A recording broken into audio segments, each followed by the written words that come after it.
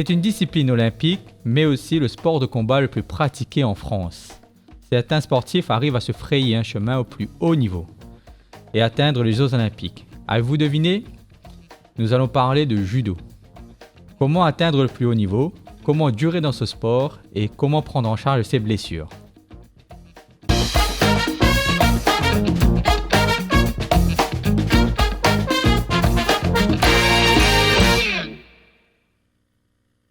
Bienvenue dans les causeries du sport, dans cette série consacrée aux arts martiaux et sports de combat. Aujourd'hui, nous allons parler de judo avec sans aucun doute le plus grand judoka réunionnais. Avec nous, Mathieu Dafreville, qui est aussi kinésithérapeute. Bonjour Mathieu Dafreville. Bonjour. Comment allez-vous? Ça va très bien. Bon, aujourd'hui, nous sommes ici pour parler de judo dans un premier temps. Pouvez-vous nous raconter comment êtes-vous arrivé dans le judo, s'il vous plaît? Alors moi, c'est mon père qui a commencé le judo quand il était jeune, et quand son père était footballeur, et lui pensait qu'il y avait plus de valeur dans le sport, dans les sports de combat, entre la discipline, l'esprit et les combats. Du coup, il a mis tous ses enfants dans le judo. Voilà, donc on a démarré comme papa, on a fait le judo dès qu'on était jeune, à l'âge de 5 ans à peu près. À 5 ans, et puis vous n'avez pas arrêté, tout le monde a fratrie, tout le monde est parti. Voilà, c'est ça. Est-ce que vous étiez combien vous étiez le combien? Moi j'étais le deuxième, on était 6 frères et sœurs, et les 6 on a fait du judo. Ah, c'est une belle fratrie, hein. Ouais, c'est une belle fratrie. Et vous êtes le judoka réunionnais qui atteint le plus haut niveau, donc à savoir les Jeux Olympiques. Comment atteint-on ce haut niveau? Alors moi j'étais quelqu'un qui n'était pas forcément doué quand j'étais jeune, j'avais du mal à quitter la famille, donc on ne s'attendait pas du tout à ce que je sois arrivé à ce niveau-là, et surtout en métropole. Et c'est vrai que j'ai dû beaucoup travailler. Et dès jeune, je comprenais que moi, je pouvais baser ma réussite uniquement sur le travail. Et donc j'ai essayé d'avoir un minimum de rigueur et de travail. Voilà. Et cette rigueur, vous l'aviez décelée depuis tout petit, ou sinon c'est quelque chose que vous avez dû travailler, mettre en place? C'est venu progressivement. En fait, l'anecdote, c'est que je faisais du judo comme ça en compétition, j'adorais ce sport, mais effectivement, quand j'étais tout jeune, je ne travaillais pas forcément pour ça. Le seul travail, c'était mes combats. Quand on est parti, la première année où je suis rentré en sport-études à Saint-Denis, on est parti à un championnat de France UNSS, et tous les Réunionnais ont perdu au premier tour. Et on nous appelait les Réunionnais volants, on a eu la honte de notre vie. Voilà, on était le département le plus faible en judo en tout cas. Et quand on est rentré à La Réunion, le coach nous a dit, qui était Jérôme Henrique, il nous a dit qu'à partir de maintenant, on va bosser pour devenir des champions. Et c'est là que j'ai compris ce qu'était la rigueur, et c'est là qu'on a vraiment souffert pour arriver à atteindre nos objectifs. Puisque après, là c'était au Pôle Espoir, donc. Oui, Pôle Espoir. Ouais. Et à partir de quel âge après vous êtes parti en Pôle France directement, ou sinon vous Je suis parti en Pôle France en 2000 à l'âge de 18 ans, juste après mon bac. Ouais. Je suis parti à Orléans, j'ai fait 1 an là-bas, et après j'étais sélectionné pour pouvoir aller à l'INSEP. Alors, arrivé à l'INSEP, là vous êtes passé par plusieurs étapes, donc on décrit le parcours d'un sportif justement qui passe au niveau régional, dans son club de quartier, qui va au Pôle Espoir, après qui continue au Pôle France, puis arrivé à l'INSEP. Et à l'INSEP, quand vous arrivez à l'INSEP, alors comment se passe, est-ce que vous retrouvez ces codes, est-ce que vous voyez la différence entre les autres sportifs qui arrivent, ou qu'est-ce qu'il y a de commun entre vous?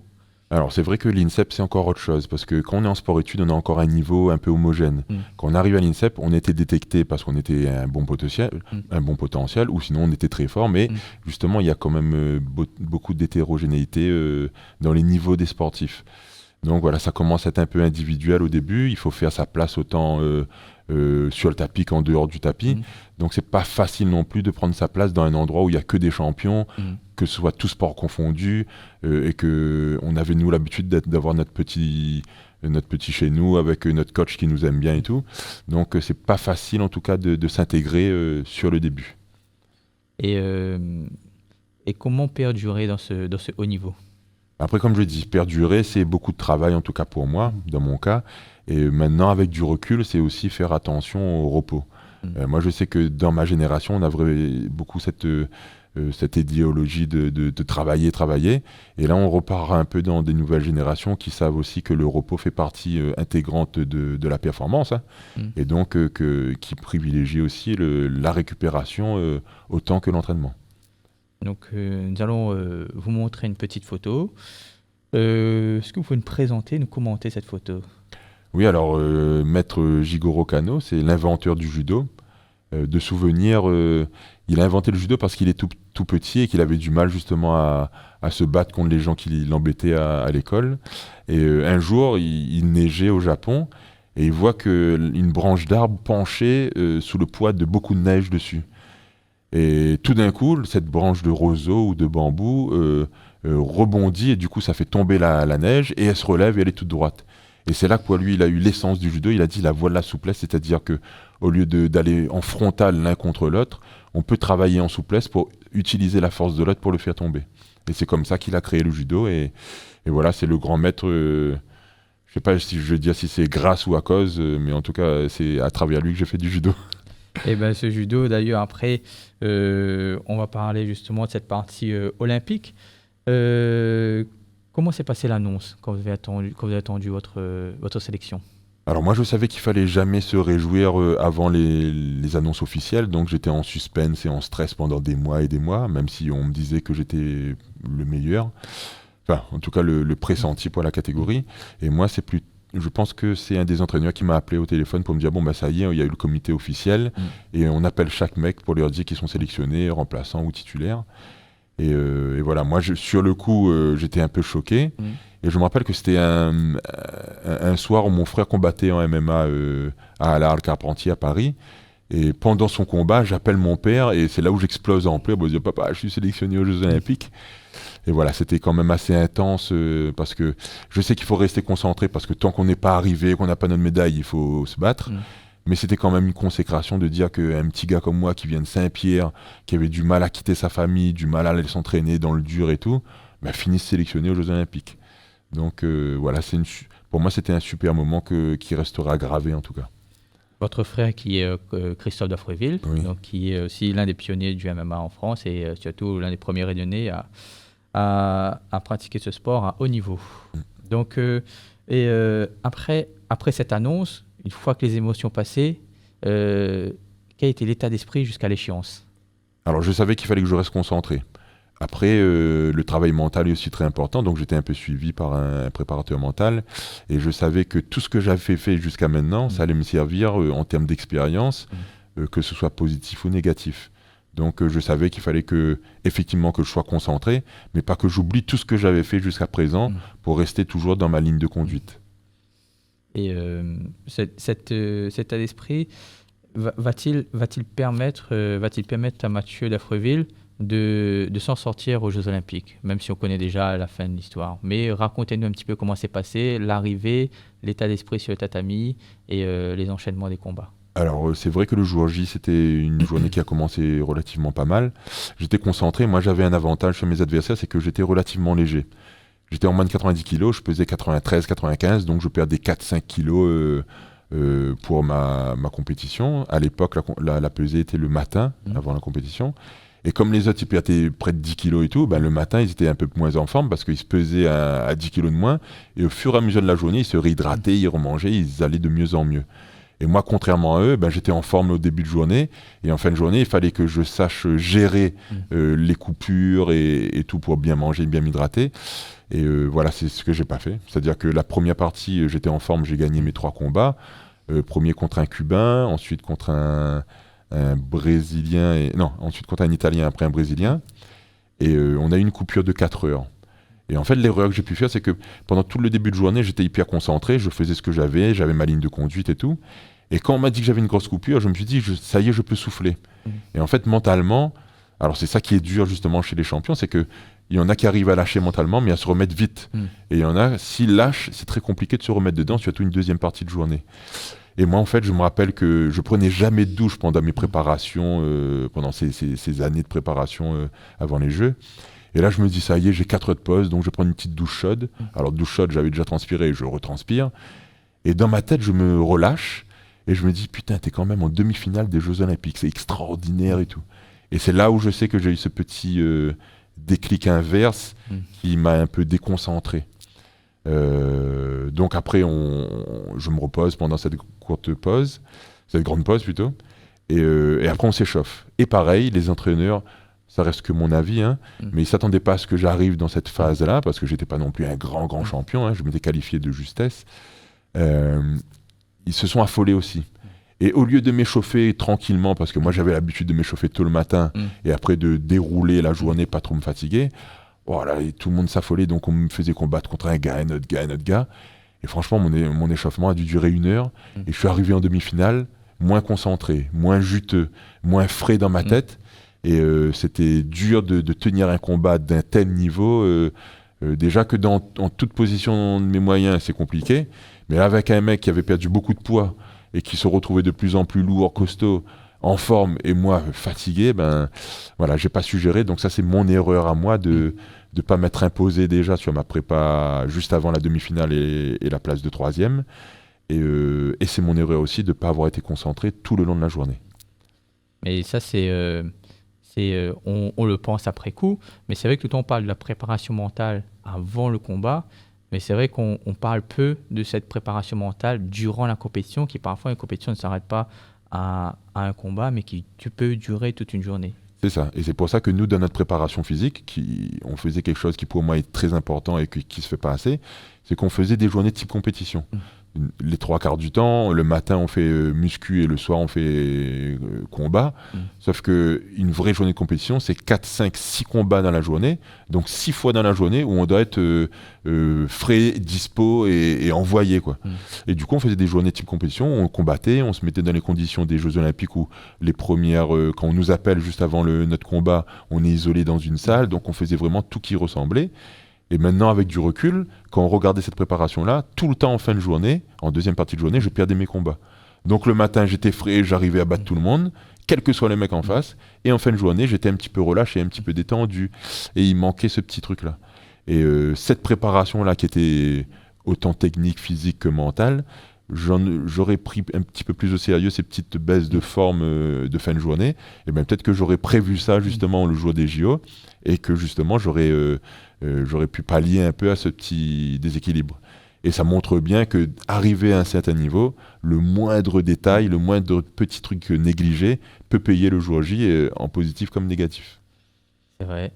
Et on va revenir sur une petite chose, d'accord, la compétition, le jeu de la compétition, mais surtout, on a l'état d'esprit quand on gagne, avec l'euphorie, on est content, et on a l'état d'esprit quand on perd, quand on sent qu'on aurait pu avoir une bonne place ou une meilleure place et que l'on perd. Comment on fait, comment est cet état d'esprit à ce moment-là, et comment remonter?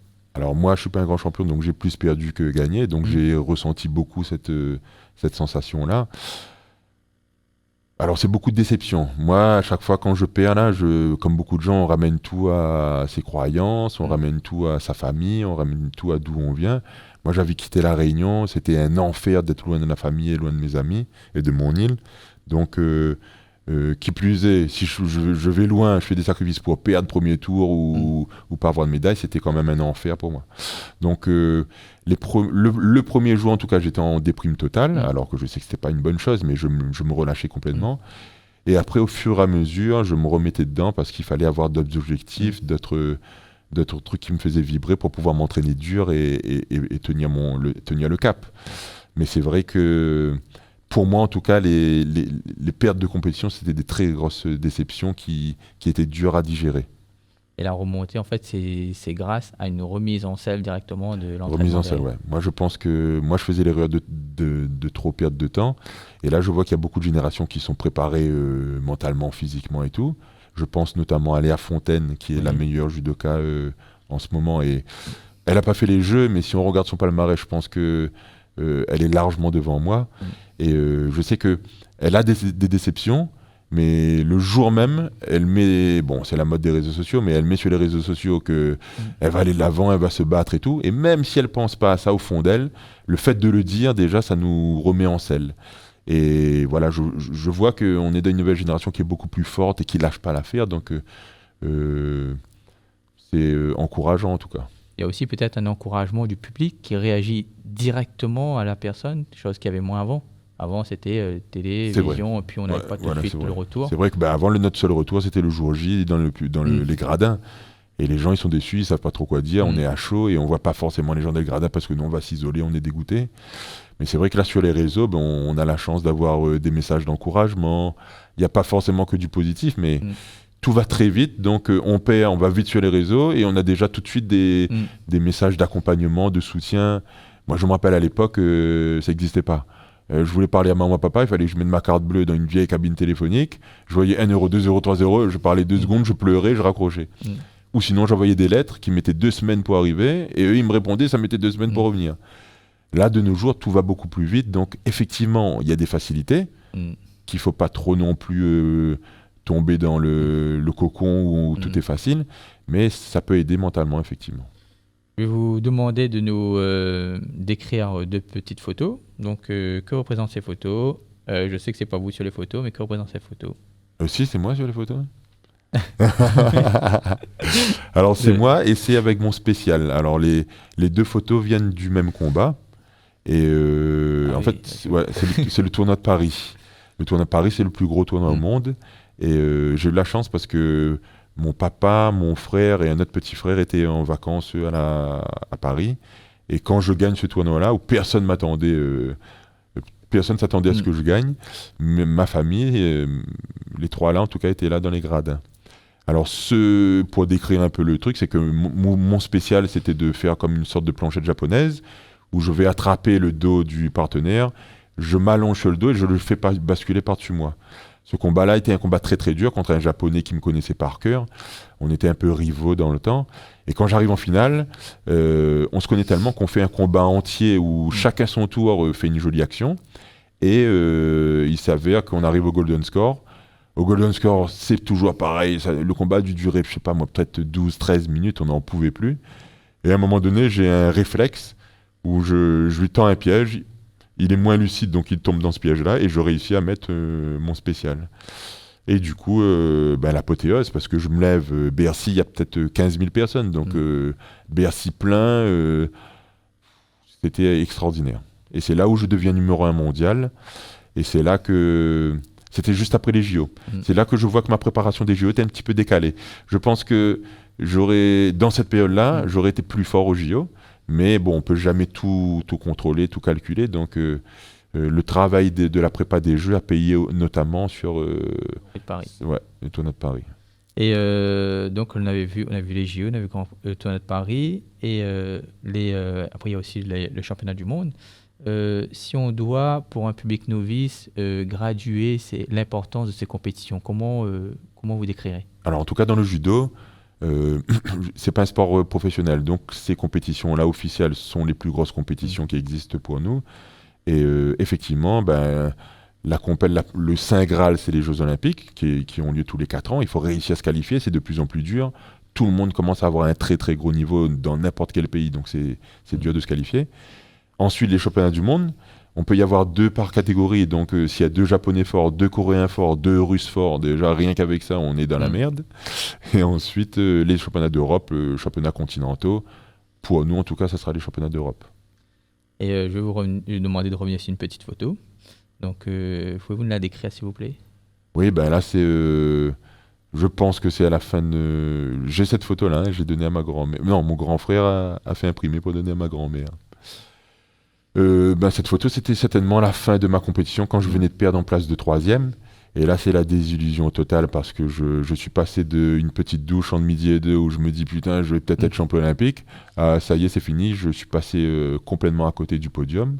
Juste à côté, mais pas du tout dessus. Donc, c'était grosse désillusion sur le coup. Mais maintenant que du recul, tout le monde me dit c'est cool, j'ai fait les Jeux Olympiques, j'ai des photos, j'ai des interviews comme maintenant. Donc, je vais pas me plaindre. Je sais qu'il y a des mecs qui sont beaucoup plus entraînés que moi et... En tout cas, qui sont beaucoup entraînés, qui n'ont même pas fait un podium au championnat de France. Donc, ça peut paraître comme une défaite ici, mais pour moi, c'est mitigé. Il y a un peu de victoire quand même sur la vie, quoi. Et d'ailleurs, après, par la suite, parce que bien sûr, vous êtes judoka, et qu'est-ce que le judo vous a apporté après ce grand parcours? Moi, le judo m'a tout apporté. Je suis croyant, j'ai beaucoup de valeurs par rapport à ma famille et tout, mais c'est vrai que quand j'étais plus jeune, j'étais plus attiré un peu par faire des conneries, traîner avec les cagnards comme on dit à La Réunion, et quand j'ai dû m'impliquer dans le judo, ça m'a inculqué beaucoup de valeurs, comme je disais depuis le début, c'était beaucoup de travail, beaucoup de rigueur. Et je suis là où je suis grâce à ce travail et à cette rigueur. Ça m'a forgé mon caractère alors que j'estime que j'étais un peu une chochotte, j'étais un peu heureux, j'avais tous les défauts du monde. Et à travers le judo, eh ben, j'ai évolué, j'ai grandi, j'ai pris des claques dures qui m'ont endurci. J'ai eu beaucoup d'épreuves comme tout le monde, hein, je ne me plains pas, mais j'ai eu beaucoup d'épreuves compliquées dans ma vie. Et je pense qu'à travers tout ce que j'ai vécu dans le judo, ben, je me suis endurci et je suis l'homme que je suis maintenant. Donc le judo m'a vraiment forgé en tout cas. Donc le judo, une valeur éducative qu'on pourra voir dans un prochain épisode avec Guy-Michel Quintin qui nous parlera de ces valeurs dans le judo justement pour emmener un individu à évoluer. Donc, aujourd'hui, vous avez arrêté la compétition. Oui. Donc, comment se passe la suite de votre vie ? Alors, j'ai mes diplômes pour être entraîneur, mais j'ai voulu à ce que le judo reste ma passion. Donc, j'ai fait un diplôme de kiné juste à côté. Et voilà, je m'occupe de tous les types de blessures, et notamment des sportifs et des judokas. Et ben, nous allons parler de blessures justement au niveau des sportifs. En général, on va parler en général. S'il y a des petites précisions sur la discipline, vous n'hésitez pas. Oui. Déjà, on va parler du bienfait de l'activité physique sur le corps. Oui, alors nous, comme on dit en kiné, le but du kiné, c'est de travailler, de guérir sans du chimique, c'est-à-dire sans médicaments. Donc à travers le mouvement, on veut faire des exercices, des étirements, de la mobilité pour que, quoi qu'il arrive comme blessure, eh ben, on soit protégé. Le corps, c'est quoi ? C'est un squelette, des organes et des muscles autour qui vont tout tenir. Si on n'a pas ces muscles-là pour les tenir, eh ben, c'est pour ça qu'on aura des déséquilibres, qu'on sera fragile à des endroits et qu'on va se blesser. Ou de la fatigue, notamment chez les sportifs de haut niveau qui vont beaucoup s'entraîner. C'est pour ça que le kiné, effectivement, il va guérir les blessures, mais il va prévenir de la blessure aussi dans la récupération notamment, et il va aussi accompagner les sportifs un peu mentalement, parce que c'est un peu un pote qui arrive, qui aide à soulager, à guérir, et du coup, je pense que plus il a un bon contact avec le patient en face qui serait athlète, plus l'athlète serait réceptif à ses soins. Donc voilà, je trouve que le rôle de kiné est assez complet. Et moi, c'est une bonne transition dans ma vie, en tout cas, de passer de judoka pro à kiné. Et c'est vrai que vous avez parlé de quelque chose de prévention, vous venez de dire, sachant que on retrouve beaucoup chez les sportifs, plus souvent chez les personnes de haut niveau, ils retardent leur prise en charge, voire qu'ils ne se prennent pas en charge sur les blessures. Qu'est-ce que ça peut engendrer ? Oui, bah, comme je dis, moi je suis d'une génération où on faisait ça justement, on voulait faire toutes les compétitions, dès qu'on était sélectionné parce qu'il y avait un gros niveau, on ne voulait pas louper les compétitions, donc quoi qu'il arrive, on allait combattre même si on était blessé. Alors que là maintenant, à 42 ans, avec du recul, je vois près de 30 patients par jour, je vois que tout ce qui a été négligé, on le paye. Et que ça soit à court terme comme à long terme, si c'est pas pendant notre carrière de sportif, eh ben ça sera de notre vie de plus tard. Et je pense que la carrière de sportif est très courte, donc il faut quand même penser à l'après. Et voilà, que ce soit la prévention, que la rééducation pour renforcer des zones faibles, c'est pour moi primordial dans la vie d'un être humain, parce que je vois des gens qui ressortent complètement tordus et qui regrettent ce qu'ils avaient négligé, et c'est plus du tout la même vie quand on n'arrive plus à marcher, ou quand on est sur une chaise roulante, ou quand on n'arrive pas à utiliser nos mains et tout, c'est plus la même chose. Donc effectivement, je trouve qu'on n'est pas assez dans la prévention, en tout cas les Occidentaux. Quand on voit un peu en Asie, notamment en Chine, bon, ils ont leurs qualités et leurs défauts, hein, mais quand on voit que des jeunes à l'école, ils font des exercices de gym pendant la récréation, c'est des chorégraphies qui sont bien carrées, bien précises et tout, on voit que déjà, ils ont une notion de leur corps. Nous, on attend vraiment qu'on soit complètement blessé, cassé en deux pour dire, bon, bah allez, on fait 2-3 petits trucs et tout. Et du coup, moi, je voyais qu'on allait souvent voyager en Asie, que les anciens, là, ils restaient pas assis comme ça, sans bouger dans l'avion. Tous les 2 heures, ils se relèvent, ils font des petits étirements très simples, mais ils restent en mouvement. Et c'est grâce à ces petits mouvements-là qu'on peut se préserver, qu'on repousse le moment où on va être trop fragile, on va se blesser. Si je dois donner un petit exemple, il y avait des études qui montraient qu'il y avait des sportifs de haut niveau qui s'entraînaient beaucoup et qui arrivaient souvent le lundi matin avec des douleurs de dos. On ne comprenait pas pourquoi, parce qu'on disait que les mecs, ils sont gainés, ils sont renforcés et tout, et ils ont quand même des douleurs, des faiblesses. Et maintenant, en creusant un peu, on se rendait compte que Les mecs étaient professionnels, donc ils s'entraînaient beaucoup la semaine. Et les seuls week-ends où ils étaient en repos, ils voulaient glander. Donc il y a tout type de façons de faire. Moi, je sais que j'ai des potes qui sont hyper actifs. Donc le week-end, même s'ils étaient fatigués, ils allaient faire les magasins, faire les courses et tout. Un mec comme moi, je restais devant la télé. J'avais un week-end. Je pouvais passer mon week-end allongé devant la télé. Ou réviser, mais en tout cas, je suis allongé. Bien sûr. Et je faisais partie de ces mecs-là qui se relevaient avec les douleurs de dos. Et ça montrait bien que le fait de ne pas trop bouger pendant un jour ou deux en restant allongé avachi devant la télé, on se retrouvait avec des douleurs de dos parce qu'on perdait du muscle, alors qu'on était des mecs qui s'entraînaient tous les jours. C'était notre travail. Donc, une personne lambda qui ne s'entraîne pas tous les jours et qui travaille vite fait la journée, qui reste tout le temps assis comme ça devant un ordi, qui rentre chez lui, il est épuisé, il est stressé de son travail, il rentre chez lui, il s'occupe de sa famille. Le week-end, il va faire la même chose. Il va vouloir décompresser, il va rester devant la télé. Et c'est peut-être ça que nous, on peut aider justement à mettre en place, c'est qu'il y a plein de douleurs, plein de petits détails qui arrivent, et que si on arrive à corriger ça dans le quotidien des gens, que ce soit les sportifs comme les gens pas sportifs, ça peut nous aider à mieux vieillir. D'ailleurs, en parlant de vieillissement, on voit ça aussi d'ailleurs chez les personnes âgées qui, d'ailleurs, avaient un certain âge où parfois certains bougent de moins en moins, et moins ils bougent, et moins ils perdent de plus en plus de mobilité. C'est ce que je dis à tous mes patients. Le corps, il est très intelligent et il s'habitue à tout. Si on bouge beaucoup, il va s'habituer à bouger beaucoup. Si on ne bouge pas beaucoup, il va s'habituer à rester statique et à s'enraidir. Donc c'est simple et compliqué, mais comme je vous dis, si des jeunes ont réussi à mettre en place des petits cours de gymnastique très simples, mais pour que chaque jeune prenne conscience de son corps, son corps dans l'espace. Je vous dis, je vois des patients en ce moment, j'ai tiré un coup, relâché le coup, comme ça tendu.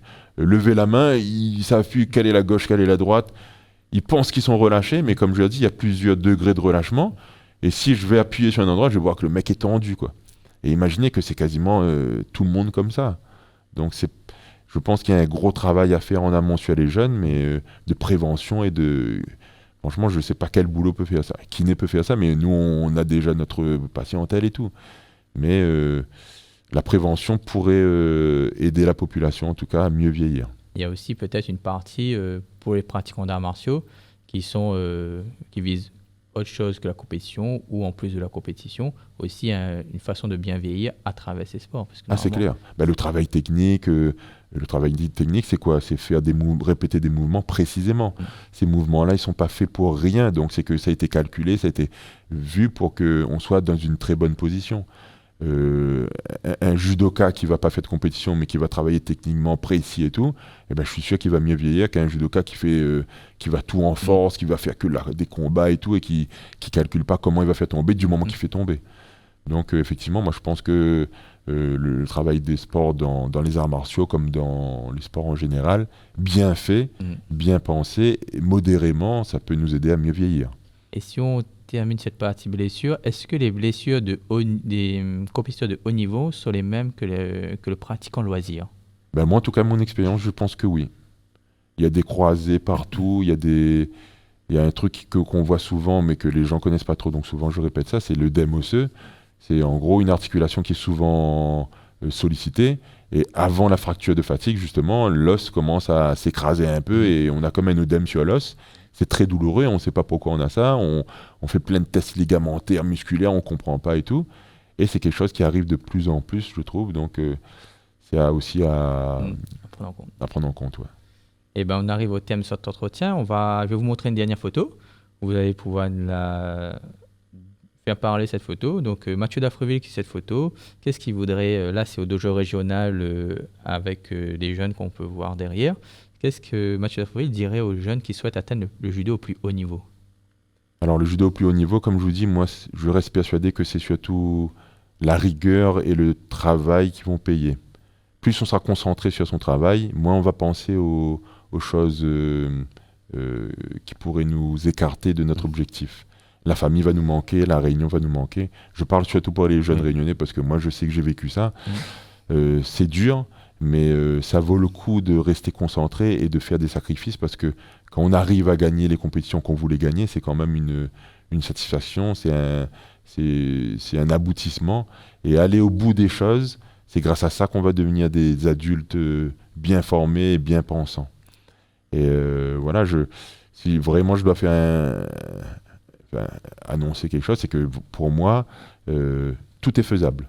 Je suis passé de réunionnais volant, comme je racontais tout à l'heure, un des plus nuls réunionnais judokas en France, à un titulaire aux Jeux Olympiques. Donc si moi j'ai pu faire ça, je pense que n'importe quel jeune motivé et travailleur peut arriver là où il veut. Eh ben, c'est joli mot pour la fin. Eh ben, je vous remercie, Mathieu Daffreville. C'était Mathieu Daffreville dans les causeries du sport, cette série consacrée aux arts martiaux. Je vous dis à bientôt pour une prochaine causerie.